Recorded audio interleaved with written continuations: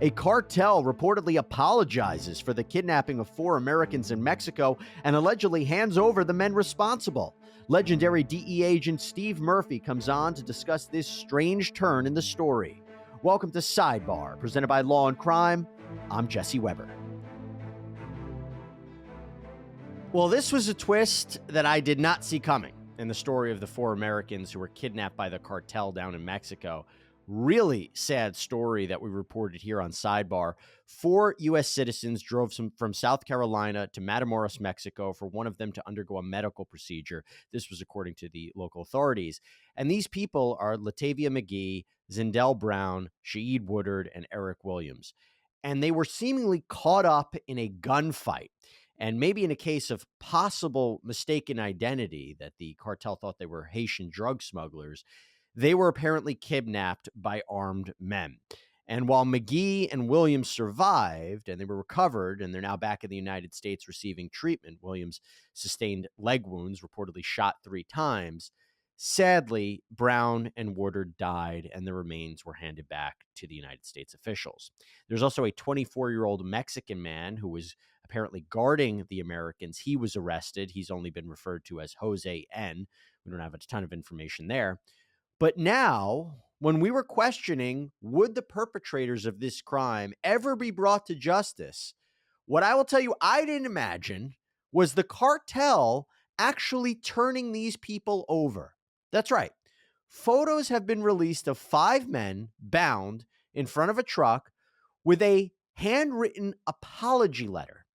And in this note, the Scorpions faction of the Gulf Cartel apologized to the residents of Matamoros, a Mexican woman who was apparently accidentally killed in the gunfire, the 4 Americans, and their families. So let me bring in DEA Special Agent Steve Murphy. Steve, along with his partner Javier Peña, these are the men who took down Pablo Escobar. Their stories were actually featured in the hit show Narcos, so a lot of you probably know who I'm talking about here.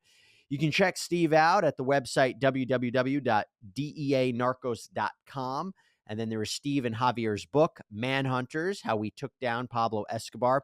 Autographed, personalized copies can be ordered through the website. They also have a worldwide keynote speaking tour where they talk about the true story regarding the downfall of Pablo Escobar. In fact, it's their 8th year doing this, and you can check them also out on their weekly true crime podcast, Game of Crimes, gameofcrimespodcast.com. Steve, I know we had you on the other day. It's great to have you back on as well.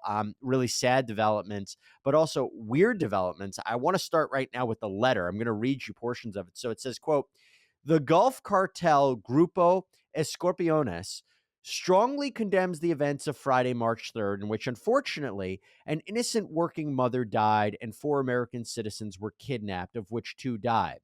For this reason, we have decided to hand over those involved and directly responsible for the events who at all times acted under their own determination and in discipline and against the rules in which the CDG has always operated." They go on to say that life, tranquility, and integrity of the innocent is to be respected, and they apologize to the Society of Matamoros, the affected American individuals and their families. In addition, they say the CDG asks society to remain calm because we are committed to ensure that these errors caused by indiscipline aren't repeated. The guilty parties will pay regardless of who they are. You got it. Now, let me tell you, Steve, we're still trying to understand if this is, they're authenticating the letter. They're authenticating whether or not these people are the ones responsible. If this is all true, what do you make of it? Jess, first of all, thanks for having me back. I'm as shocked as you are. And in fact, before we started recording here, made the statement. What really shocks me is that the 5 individuals that they say committed the attack against the 4 Americans were found alive. Fully expected the Gulf Cartel to deliver dead bodies to the police or leave them so the police could find them and say, these are our sacrificial lambs. Of course, they wouldn't say that, but these are the people we say are responsible for the attack on the Americans. The apology letter, you know what? If you believe that, I've got some swampland here in Florida that I can put on the market for you. They want the peace and tranquility to continue. Are you kidding me? Matamoros, Tamaulipas is one of the most dangerous places in all of Mexico. If they want peace and tranquility, stop the murders down there. It's the history shows where they found the mass graves over over the past not that long, the past several years of people that have disappeared. I think the last I saw was there were still 112,000 Mexican citizens missing in Mexico that are suspected of being killed not only by the Gulf Cartel but the drug factions throughout there. That's the farthest thing from peace, calm, and tranquility I can think of. I guess the proper word here would be ironic. Yeah, I don't understand, not to sound grim, but I don't understand how, if these are the men who did it, they are alive. Because the first thought would be, well, what stops them from providing more information about the cartel and the top leaders to law enforcement? Of course, it could also be that, was some did they know that they were going to be apprehended? Was some guarantees given to their families and loved ones? We're going to turn you over, but you say anything, your families are in jeopardy. And I'm not sure the message that the cartel is trying to give here. I mean, they talked about cartel rules, that these men violated the rules. I don't know a better expression. Honor among thieves. I mean, what are those rules exactly? Well, we know there is no honor among thieves. The rules are what they say, what I say they are today. As the situation develops, they change rapidly, frequently. Um, I mean, whoever's in charge down there, and there's indications that it's Jose Garcia Villano. Um, I mean, who knows? The reason I think the motivation why those guys might not cooperate is they told them if you do cooperate, your entire families will be wiped out. That was a tactic we saw with Pablo Escobar to get judges to and politicians to cooperate. The corruption is just out of control down in Mexico. We all know that. It's not a joke. It's not a secret. Mexican authorities will tell you that. Everybody except the president down there.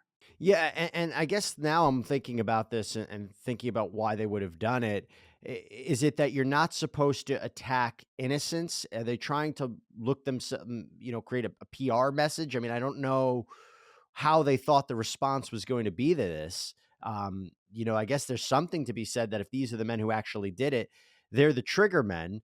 And if they acted on their own and were sloppy and they weren't supposed to target innocents, correct me if I'm completely wrong, but is this similar to other organizations, criminal organizations, where you're not supposed to attack, regular citizens or innocent people?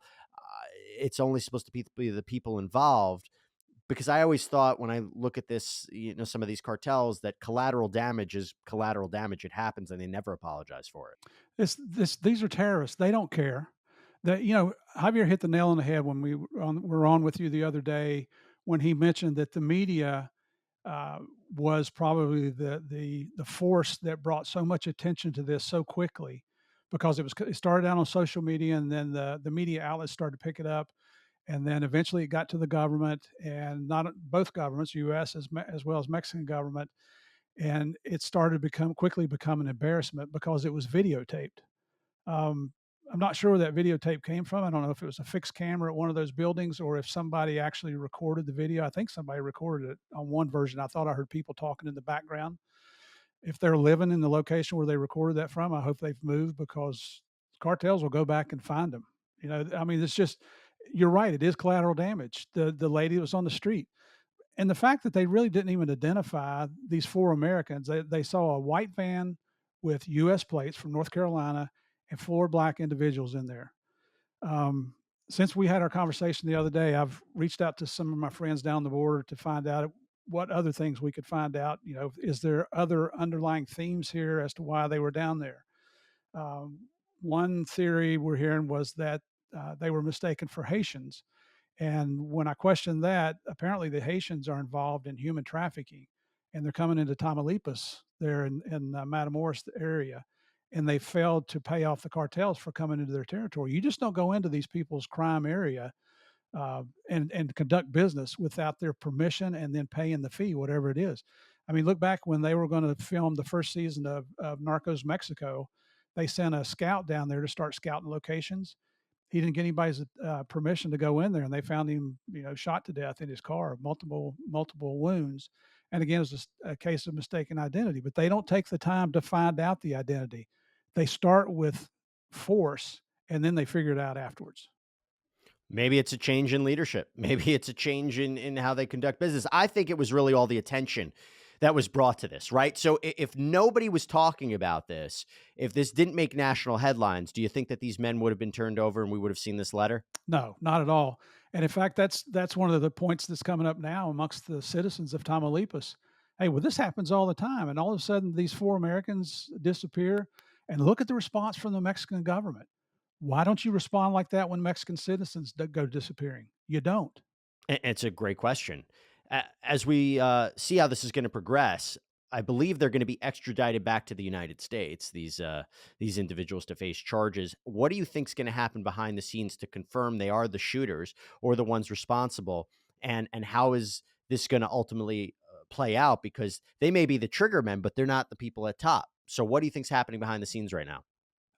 There's, with that video footage, and now they'll have photographs of the 5 individuals that were turned over. They can do a comparison, and the technologies that's out there, even facial recognition, they can probably do a fairly adequate comparison of the photographs to come up with a certain percentage rate of, are these actually the people? Yes, we believe 95% accuracy.